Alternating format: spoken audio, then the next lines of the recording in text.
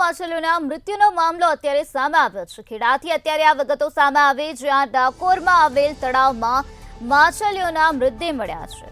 સવારે હજારોની સંખ્યામાં માછલીઓના મૃતદેહ મળી આવ્યા। નગરપાલિકાને જાણ થતાં ટીમ ગોમતી તળાવે પહોંચી હતી। પાણીના સેમ્પલ લેબોરેટરીમાં મોકલવા તજવીજ હાથ ધરવામાં આવી। પાણીમાં માછલીઓના ઓક્સિજન ન મળ્યા હોવાનું અનુમાન લગાવવામાં આવી રહ્યું છે।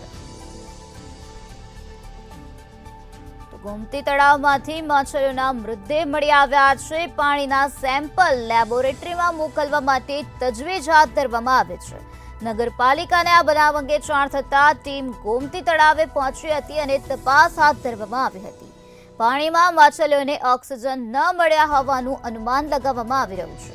સવારે હજારોની સંખ્યામાં માછલીઓના મૃતદેહ મળી આવ્યા છે।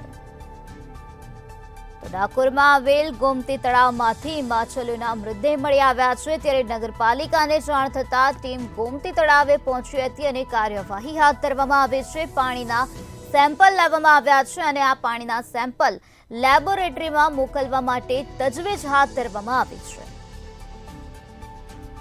શા કારણે મરી જાય, કેવા પ્રકારની તપાસ કરવામાં આવશે?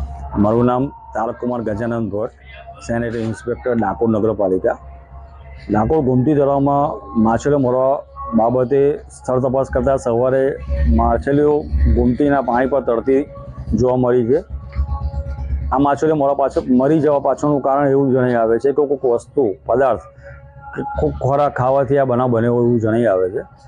તેમજ ઓક્સિજન ન મળવાથી પણ આવું બનાવ બનતો હોય છે, જેને લીધે નગરપાલિકા થકી કામગીરીના ભાગરૂપે આ નારો જે પાછળ દેખાઈ આવે છે, બધી નારો અત્યારે બાજુમાં આવેલી સમાધિના ઓવરા બાજુ લઈ લેવામાં આવશે અને નગરપાલિકા થકી પાણીનો નમૂનો લઈ સરકારી લેબમાં ટેસ્ટિંગ માટે મોકલવામાં આવશે, જેથી કરીને આ માછલીઓ મરવા પાછળનું સ્પષ્ટ કારણ જણાઈ આવે। ઓળખ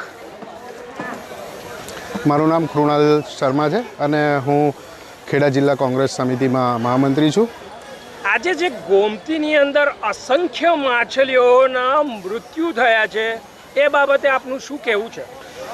મૃત્યુ માછલીઓના થવાનું કારણ એ છે કે તમે મારી પાછળ જોઈ શકો છો કે જે નારો છે, નારોની અંદર માછલીઓ ફસાઈ ગઈને ઘૂંઘળીને એ એમનું મૃત્યુ થયું છે માછલીઓનું। એટલે માછલીઓને રીતસર અને બીજું શું છે કે અહીં આગળ આજુબાજુની અંદર જેટલી બધી ગંદકી છે એ બધી ગોમતીમાં જાય છે, એના કારણે પણ માછલીઓનું મોત નીપજ્યું છે। અને હવે થોડાક સમય પહેલાં જ ડેપ્યુટી સીએમ નીતિનભાઈ પટેલ આવ્યા હતા અને ગોમતીની મુલાકાત લીધી હતી, તો એ ખાલી આવીને એટલું કહ્યું હતું જ કે ગોમતીને આવી રીતે ચોખ્ખી રાખવી, આ કરાવવું છે તે, પણ બધું જ ખાલી કહેવા પૂરતું જ હતું।